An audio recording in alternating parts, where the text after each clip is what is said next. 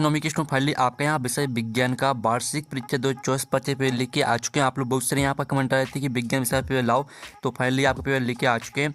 और साथ ही आपको मार्क्स रहेगा 75 नंबर का। टोटल क्वेश्चन आपके 23 रहेंगे। टाइम आपका 3 घंटे रहने वाला है। हिंदी इंग्लिश वजन दोनों में रहेगा आपका पेपर, ठीक है। और आपके यहाँ पर निर्देश आते हैं, तो आप यहाँ पर निर्देश पढ़ लीजिएगा। अब चलिए जो आपका विज्ञान विषय का पेपर है वो हम यहाँ पर देख लेते हैं। तो सबसे पहले तो आपके आते हैं सही विकल्प, ठीक है। 6 नंबर के आपके आते हैं सही विकल्प, तो आपको यहाँ पर जूम करके दिखाते हैं जिससे आप यहाँ पर अच्छे से देख पाएंगे, ठीक है। और साथ ही आपको वीडियो को लाइक जरूर कर लेना। साथ ही इस वीडियो को आपको अपने दोस्तों तक भी शेयर कर देना जिससे वो भी यहाँ पर विज्ञान विषय के पेपर में अच्छे अंक ला सकें, ठीक है। तो इस वीडियो को आप अपने दोस्तों तक भी शेयर कर दीजिएगा। तो आपका आता पदार्थ की वह अवस्था जिसमें द्रव का आकार नहीं परंतु आकार, ठीक है, आयतन निश्चित होता है। तो आपको बताना है वो क्या कहलाता है। तो आपका आता ठोस, बात आपका द्रव, और साथ आपका गैस, और दाता जल। तो जो आपके यहाँ पर दिया गया पदार्थ की वह अवस्था जिसमें द्रव का आकार नहीं परंतु आयतन निश्चित होता है, तो इसका आंसर आपका द्रव हो जाएगा।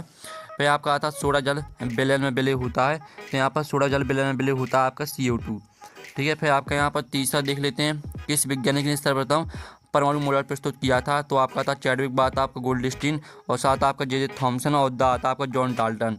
तो जो आपके यहाँ पर दिया है किस वैज्ञानिक ने सर्वप्रथम परमाणु मॉडल प्रस्तुत किया था, तो इसका राइट आंसर आपका जॉन डाल्टन हो जाएगा। फिर आपका यहाँ पर दिया गया कोशिका की खोज किस वैज्ञानिक ने की थी।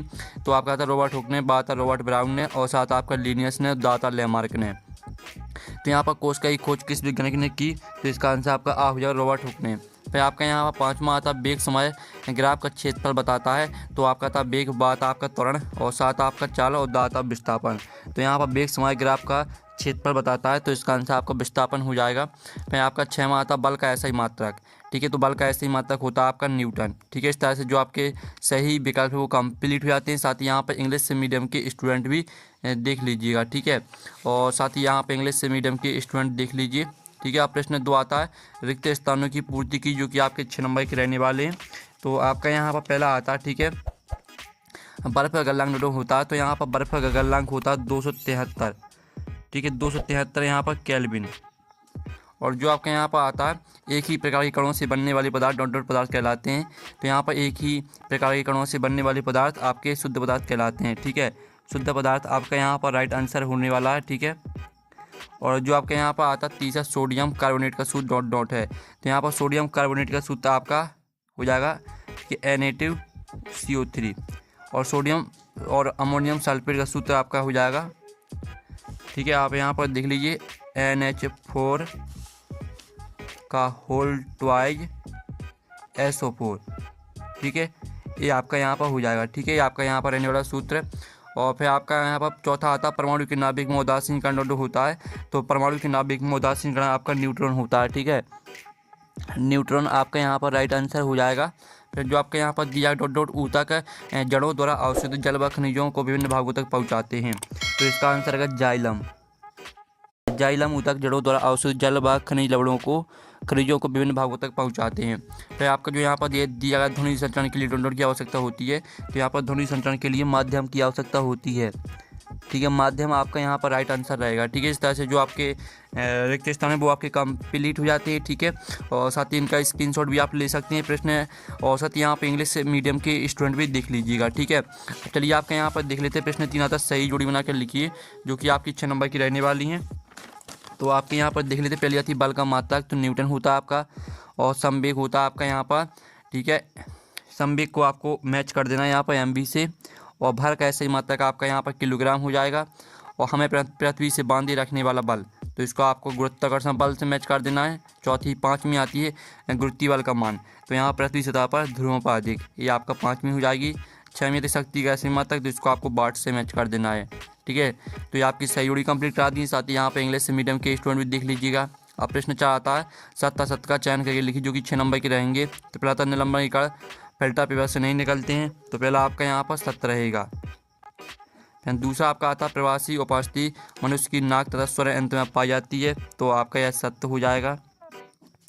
फिर आपका तीसरा आता प्रति इकाई समय में जो दूरी को चाल कहते हैं। तो आपका यहाँ पर यह भी सत्य हो जाएगा।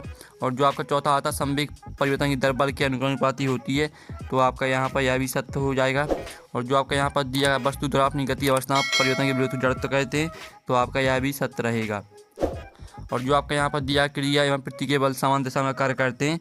तो आपका यह असत्य हो जाएगा, ठीक है।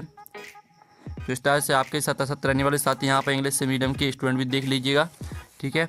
और साथ ही आप प्रश्न 5 आता है, एक शब्द वाक्य में उत्तर लिखिए, जो कि आपके 6 नंबर के रहने वाले हैं। तो पहला आता है जल का क्वथनांक क्या होता है। तो जल का क्वथनांक होता है आपका 273 केल्विन। फिर आपका आता है 1 ग्राम हाइड्रोजन में हाइड्रोजन कितने परमाणु होंगे। तो यहाँ पर 1 ग्राम हाइड्रोजन में हाइड्रोजन के 6.022 × 10⁻23 परमाणु, ठीक है। फिर आपका यहाँ पर तीसरा आता है कोशिका में होने वाली जैविक क्रियाओं का नियंत्रण किसके द्वारा होता है। तो यहाँ पर कोशिका में होने वाली जैविक क्रियाओं का नियंत्रण होता है केंद्रक के द्वारा, ठीक है। केंद्रक आपका यहाँ पर राइट आंसर हो जाएगा। फिर आपका चौथा आता है ऊतक जो पौधों में जल व खनिज लवणों का संबंध करता है। तो यहाँ पर ऊतक जो पौधों में जल व खनिज लवणों का संबंध करता है वो आपका यहाँ पर जाइलम हो जाएगा, ठीक है। जाइलम आपका यहाँ पर राइट आंसर रहेगा। और जो आपका आता है पाँचवा, हमारे मस्तिष्क में ध्वनि की संवेदना कितने समय तक बनी रहती है। तो हमारे मस्तिष्क में ध्वनि की संवेदना 0.1 सेकंड तक बनी रहती है, ठीक है। 0.1 सेकंड आपका इसका यहाँ पर राइट आंसर हो जाएगा। और जो आपका यहाँ पर 6 माह तक कार्य करने की दर को क्या कहते हैं। तो यहाँ पर कार्य करने की दर को यहाँ पर शक्ति कहते हैं, ठीक है। तो इनका आप स्क्रीनशॉट यहाँ पर ले सकते हैं। साथ ही आप यहाँ पर देख लीजिए इंग्लिश मीडियम के स्टूडेंट भी, ठीक है। आप प्रश्न 6 आता है गर्मियों में हमें सूती कपड़े क्यों पहनने चाहिए। तो स्टूडेंट आप यहाँ पर देख लीजिए, आपका यहाँ पर शारीरिक प्रक्रिया कारण उत्पन्न है उसमें ऊर्जा को कम करने एवं शरीर के ताप को स्थिर रखने के लिए गर्मी में हमें ज़्यादा पसीना आता है। वाष्पीकरण की गुप्त ऊष्मा के बराबर उसमें ऊर्जा हमारे शरीर से अवशोषित होती है, जिससे शरीर को शीतलता मिलती है। सूती कपड़ों में जल का अवशोषण अधिक होता है, इसलिए आपका यहाँ पर पूरे याद कर लेना, सूती कपड़े ही पहनने चाहिए। आपका 6 में क्वेश्चन का आंसर रहेगा। फिर जो आपका 6 में का अथवा दिया वाष्पीकरण की गुप्त ऊष्मा से आप क्या समझते हैं। तो इसका आंसर रहेगा वायुमंडलीय दाब पर 1 किलो द्रव को उसके क्वथनांक पर वाष्प में बदलने के लिए जितनी ऊष्मीय ऊर्जा की आवश्यकता होती है उसे वाष्पीकरण की गुप्त ऊष्मा कहते हैं, ठीक है। और जो आपके यहाँ पर दिया गया है 7वें क्वेश्चन का आंसर, यानी 7वां क्वेश्चन, क्या हमारे आसपास के पदार्थ शुद्ध हैं, आपको यह बताना है, ठीक है।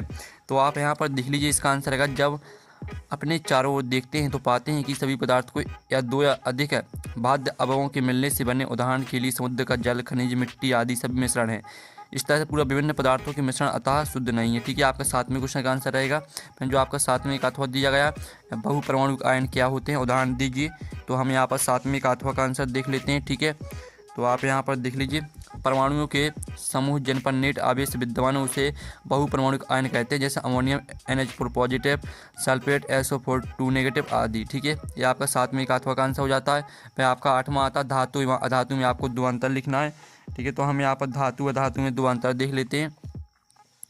तो स्टूडेंट आप यहाँ पर देख लीजिए, आपका धातु और अधातु में 2 अंतर दिए गए हैं, ठीक है। अब चलिए आपका यहाँ पर 8वें का अथवा देख लेते हैं, ठीक है। तो आपको इन प्रश्नों को यहाँ पर अच्छे से याद करना है, ठीक है। तो आप यहाँ पर देख लीजिए स्टूडेंट, आपका जो यहाँ पर 8वें का अथवा आता है अणु और परमाणु में अंतर लिखिए, ठीक है। तो हम यहाँ पर अणु और परमाणु में अंतर देख लेते हैं। तो ये आपका अणु और परमाणु में अंतर, ठीक है। तो आप इसका भी यहाँ पे स्क्रीनशॉट यहाँ पर ले सकते हैं। और जो आपका यहाँ पर आता है 9वां, कार्बन और सोडियम परमाणु के लिए इलेक्ट्रॉन वितरण लिखिए। तो आप यहाँ पर दिल्ली कार्बन के परमाणु में इलेक्ट्रॉन संख्या 6 और इलेक्ट्रॉन वितरण आपका 2 4, ठीक है। और सोडियम के परमाणु में इलेक्ट्रॉन संख्या आपकी 11 है और इलेक्ट्रॉन वितरण आपका 2 8, ठीक है। और जो आपका इसका यहाँ पर अथवा दिया गया है कैथोड किरणों की 2 विशेषताएं लिखिए। तो आप यहाँ पर देख लीजिए, कैथोड किरणों की 2 विशेषताएं, ये सीधी रेखा में चलती हैं, ये ऋणात्मक रूप से आवेशित होती हैं, ठीक है। आपका 9वें का अथवा का आंसर। और फिर आपका 10वां आता माइटोकॉन्ड्रिया के 2 कार्य लिखिए। तो आप यहाँ पर देख लीजिए, कोशिका में ऊर्जा का उत्पादन करना और कोशिका की चयापचय गतिविधि को विनियमित करना, ठीक है। आपका 10वें क्वेश्चन का आंसर रहेगा। फिर जो आपका 10वें का अथवा दिया, कोशिका जीवन की संरचनात्मक क्रियात्मक इकाई क्यों कहते हैं। तो आप यहाँ पर देख लीजिए, आपका 10वें का अथवा का आंसर। तो इसका भी आप यहाँ पर स्क्रीनशॉट ले लीजिए। और जो आपके यहाँ पर 11वां आता रक्त के 2 कार्य लिखिए। तो हम यहाँ पर रक्त के आपके 2 कार्य देख लेते हैं। रक्त ऑक्सीजन को फेफड़ों शरीर के विभिन्न भागों को ले जाता है। रक्त कार्बन डाइऑक्साइड को शरीर कोशिकाओं से फेफड़ों में बाहर शोषण के लिए ले जाता है। यह आपका 11वें क्वेश्चन का आंसर। फिर जो आपका 11वें का अथवा दिया गया, रदरफोर्ड के मॉडल की 2 कमियां लिखिए। तो आप यहाँ पर देख लीजिए, यह मॉडल परमाणु के स्थायित्व की व्याख्या नहीं कर सका या परमाणु के इलेक्ट्रॉनिक संरचना को स्पष्ट नहीं कर पाया, ठीक है। आपका 11वें का अथवा का आंसर। और जो आपका यहाँ पर 12वां क्वेश्चन दिया गया है, जाइलम और फ्लोएम में 2 अंतर लिखिए। तो तो आप यहाँ पर देख लीजिए, ये आपका जाइलम और फ्लोएम में अंतर दिया गया। ठीक है, आपके 3 पॉइंट यहाँ पर दिए गए हैं। ठीक है, तो यहाँ से आपको 2 पॉइंट याद कर लेना है, पहला पॉइंट और दूसरा पॉइंट। ठीक है, ये आपका जाइलम और फ्लोएम में अंतर दिया है। इनमें बाह्यिकाओं जाइलम मृदुता तथा जाइलम फाइबर होते हैं। इसमें 4 नलिकाएं, सहचर कोशिकाएं, फ्लोएम तथा फ्लोएम पेरेन्काइमा होते हैं। ठीक है, फिर आपका जो यहाँ पर दिया गया है इसका अथवा पेरेन्काइमा और कोलेनकाइमा में क्या अंतर है, कोई आपको 2 लिखना है। तो आप यहाँ पर देख लीजिए, आपका पेरेन्काइमा और कोलेनकाइमा में अंतर दिया गया है। ठीक है, 2 अंतर, तो इसका भी स्क्रीनशॉट आप ले लीजिए। फिर जो आपका यहाँ पर 13वां दिया गया, त्वरण किसे कहते हैं, इसका सूत्र एवं मात्रक लिखिए।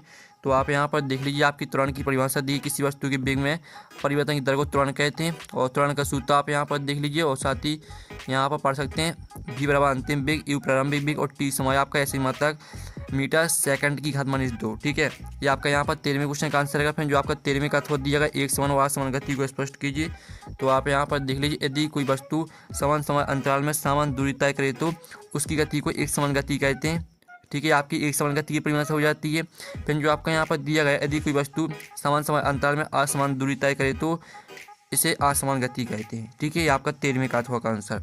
और जो आपके यहाँ पर दिया गया है 14वां क्वेश्चन। ठीक है, आप यहाँ पर पढ़ सकते हैं, जब कोई गतिशील बस अचानक रुकती है तो आप आगे की ओर झुक जाते हैं, क्यों। ठीक है, तो इसका जो आंसर रहेगा वो आप यहाँ पर देख लीजिए, आपका 14वें क्वेश्चन का आंसर रहेगा। तो आप इसका भी स्क्रीनशॉट यहाँ पर ले लीजिएगा। फिर जो आपका यहाँ पर अथवा आता संवेग संरक्षण का नियम लिखिए। तो आप यहाँ पर देख लीजिए, 2 वस्तुओं के संवेग का योग टकराने से पहले और टकराने के बाद बराबर रहता है, जबकि उन पर कोई असंतुलित बल कार्य ना कर रहा हो, तो इसे संवेग संरक्षण का नियम कहते हैं। ये आपका 14वें का अथवा का आंसर। ठीक है, अब चलिए आपका यहाँ 15वां क्वेश्चन देख लेते हैं। तो ये आपका यहाँ 15वां क्वेश्चन दिया गया, 19.6 मीटर ऊंची मीनार की चोटी से एक पत्थर छोड़ा जाता है, पृथ्वी पर पहुंचने से पहले इसका अंतिम वेग ज्ञात कीजिए। तो इसका जो आंसर रहेगा आपका है 15वें क्वेश्चन का आंसर ये रहा आपका। ठीक है, ये आपका 15वें क्वेश्चन का आंसर रहेगा। जो आपका पत्थर का अंतिम वेग रहेगा वो 19.6 मीटर प्रति सेकंड हो जाएगा। और जो इसका अथवा दिया, एक वस्तु का द्रव्यमान 10 किलोग्राम, पृथ्वी पर इसका भार कितना होगा। तो हम यहाँ पर 15वें का अथवा का आंसर देख लेते हैं। इसका आप स्क्रीनशॉट यहाँ पर ले लीजिए। फिर आपका यहाँ पर देख लेते हैं 16वां क्वेश्चन। ठीक है, गुरुत्वाकर्षण का सार्वत्रिक नियम लिखिए। तो आप यहाँ पर देख लीजिए, विश्व का प्रत्येक पिंड प्रत्येक अन्य पिंड को एक बल से आकर्षित करता है, जो दोनों पिंडों के द्रव्यमान के गुणनफल के समानुपाती तथा उनके बीच की दूरी की वर्ग के व्युत्क्रमानुपाती होता है। ठीक है, आपका 16वें क्वेश्चन का आंसर रहेगा। जो 16वें का आपका अथवा है, ध्वनि की प्रबलता से क्या अभिप्राय है, किन कारकों पर निर्भर करती है। तो चलिए हम इसका आंसर देख लेते हैं, आपका 16वें का अथवा का आंसर। तो इसका भी आप यहाँ पर स्क्रीनशॉट यहाँ पर ले लीजिए। ठीक है, और जो आपका 17वां क्वेश्चन आता है, जैविक तथा अजैविक कारक किस प्रकार फसल उत्पादन को प्रभावित करते हैं। ठीक है, तो ये रहा आपका 17वें क्वेश्चन का आंसर। जैविक कारक जैसे रोग कारक, सूक्ष्मजीव, कीट, पक्षी आदि फसलों को क्षति पहुंचाते हैं तथा उत्पादन को घटाते हैं। अजैविक कारक जैसे अतिवृष्टि, तूफान, ओला, सूखा, पाला आदि फसलों को क्षतिग्रस्त करके उत्पादन घटाते हैं। ठीक है, ये आपका 17वें क्वेश्चन का आंसर रहेगा। फिर आपका 17वें का अथवा आता है, अनाज, दाल, फलदार सब्जियां से हमें क्या प्राप्त होता है। तो आप यहाँ पर देख लीजिए, अनाज से हमें कार्बोहाइड्रेट मिलता है या ऊर्जा प्रदान करता है, दालें प्रोटीन प्रदान करते हैं जिससे पेशियाँ बनती हैं, फल व सब्जियाँ विटामिन तथा खनिज प्रदान करते हैं, तो जो स्वास्थ्य के लिए आवश्यक है। ठीक है, ये आपके 17वें के अथवा का आंसर रहेगा। फिर आपका 18वां आता है, लाइसोसोम को आत्मघाती की थैली क्यों कहते हैं। ठीक है, तो आप यहाँ पर देख लीजिए, लाइसोसोम में पाचक एंजाइम होते हैं। जब कोशिका नष्ट होती है तो लाइसोसोम फट जाते हैं तथा एंजाइम अपने ही कोशिका को खा लेते हैं, अतः लाइसोसोम को आत्मघाती की थैली कहते हैं। ठीक है, आपका 18वें क्वेश्चन का आंसर रहेगा। फिर जो आपका 18वें का यहाँ पर अथवा दिया गया है, डाल्टन के परमाणु सिद्धांत की 3 विशेषताओं को लिखिए। ठीक है, तो चलिए हम यहाँ पर डाल्टन के परमाणु सिद्धांत की 3 विशेषताएं देख लेते हैं। इसका आप स्क्रीनशॉट ले लीजिए, 3 विशेषता। फिर आपका यहाँ पर दिया गया है, हृदय पेशी की 3 लक्षण आपको बताना है। ठीक है, ये आपके हृदय पेशी के 3 लक्षण दिए। हृदय पेशियाँ निश्चक पेशियों से बनती हैं, इन्हें हृदय पेशी कहते हैं। यह बेलनाकार शाखाओं वाली और केंद्रीय होती हैं। यह जीवन भर लयबद्ध होकर प्रसार एवं संकुचन करती हैं। यह आपका 19वें क्वेश्चन का आंसर रहेगा। फिर जो आपका 19वें का अथवा दिया गया, रासायनिक सूत्र का क्या तात्पर्य, उदाहरण सहित समझाइए। तो आप यहाँ पर देख लीजिए, रासायनिक सूत्र किसी एक का रासायनिक सूत्र उसके संगठक का प्रतीकात्मक निरूपण होता है। ठीक है, इस तरह से पूरा आपको यहाँ पर एक एक परमाणु उपस्थित है यहाँ तक याद करना है। ठीक है, फिर आपका 20वां आता, सोनार की कार्यविधि तथा उपयोगों का आपको वर्णन करना है। ठीक है, तो आप यहाँ पर देख लीजिए, आपकी सोनार की यहाँ पर कार्यविधि दी गई पूरी। याद कर लीजिए। साथ ही सोनार के उपयोग आपके दिए 3 उपयोग दिए, 3 उपयोग को आपको याद करना है। फिर आपका यहाँ पर अथवा आता अनुरण क्या है, इसे कैसे कम किया जा सकता है, तो आप यहाँ पर देख लीजिए आपका 20वें का अथवा का आंसर, तो इसका भी आप स्क्रीनशॉट यहाँ पर ले सकते हैं। फिर जो आपका यहाँ पर दिया गया 21वां क्वेश्चन, ठीक है, पादप कोशिका एवं जंतु कोशिका में आपको अंतर लिखना है कोई 4, ठीक है। तो ये आपका पादप कोशिका और जंतु कोशिका में 4 अंतर दिए हैं। पादप कोशिका में कोशिका भित्ति पाई जाती है, जंतु कोशिका में कोशिका भित्ति नहीं पाई जाती है। इसमें हरित लवक पाया जाता है, इसमें हरित लवक नहीं पाया जाता है, ठीक है। इस तरह से चारों पॉइंटों को आपको याद करना है। फिर जो आपका 21वें का अथवा दिया गया कोश का विभाजन क्या है या कितने प्रकार का होता है समझाइए, ठीक है। तो आप यहाँ पर देख लीजिए, ये आपका कोश का विभाजन दिया गया है और कोश का विभाजन 2 प्रकार का होता है, समसूत्री कोश का विभाजन, अर्धसूत्री कोश का विभाजन, ठीक है। दोनों को आपको याद करना है। फिर आपका यहाँ पर देख लेते हैं आपका यहाँ पर 22वें क्वेश्चन। तो 22वां क्वेश्चन आपका था पादप कोशिका और जंतु कोशिका का आपको स्पष्ट नामांकित चित्र बनाना, तो इसका आंसर आप खुद कर लीजिएगा। अथवा आता न्यूरॉन का स्पष्ट नामांकित चित्र बनाइए, तो हम यहाँ पर न्यूरॉन का स्पष्ट नामांकित चित्र देख लेते हैं। तो ये आपका न्यूरॉन का यहाँ पर चित्र दिया गया, ठीक है। आपका 22वें का अथवा का आंसर यहाँ पर हो जाता है। और जो आपका 23वां क्वेश्चन है तो इसको आपको खुद कर लेना,